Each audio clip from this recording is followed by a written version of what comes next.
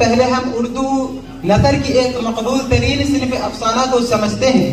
افسانہ کہتے ہیں خیالی بات کو جس کا حقیقت سے کوئی واسطہ نہ ہو۔ افسانہ ادبی اصطلاح میں افسانہ ایک ایسی نثری صنف کو کہتے ہیں جس میں ایسے واقعے یا قصے کو بیان کیا گیا ہو جسے مختصر وقت میں پڑھی جا سکے۔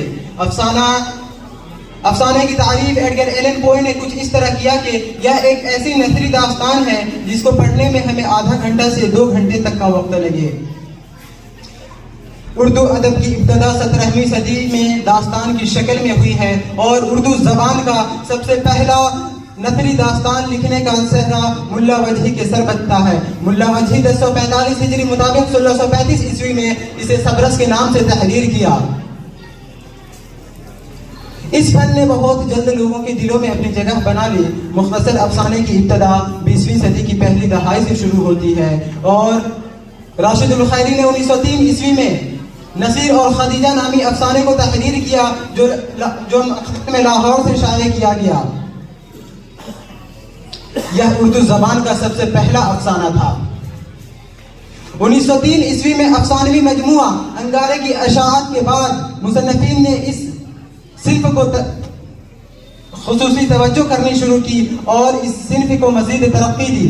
نیاز فتح پوری، سجاد حیدر یلدرم، مجنو گورکھپوری، علی عباس حسینی، عصمت چغتائی، راجندر سنگھ بیدی، کرشن چندر، سہیل اعظم آبادی جیسے بڑے افسانہ نگاروں نے اس صنف کی آبپاشی و آبیاری کی،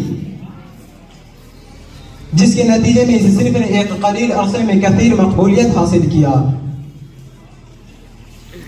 اب ہم افسانے کے موضوع کے انتخاب پر بات کرتے ہیں۔ افسانہ تحریر کرتے وقت سب سے پہلا مرحلہ موضوع اور مواد کی فراہمی کا ہوتا ہے، کیونکہ موضوع جتنا اچھا ہوگا افسانہ اتنا ہی کامیاب ہوگا۔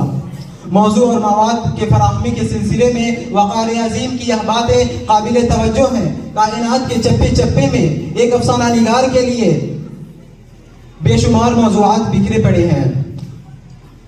مظاہر قدرت، سمندر، پہاڑ، جنگل، خدا کی پیدا کی ہوئی جاندار اور بے جان مخلوق، پھر ان مخلوقات میں سب سے افضل، سب سے اشرف، سب سے اکمل حضرت انسان اور ان کے بے شمار موضوعات، بے شمار مسائل جو ہم وقت افسانہ نگار کے فکر اور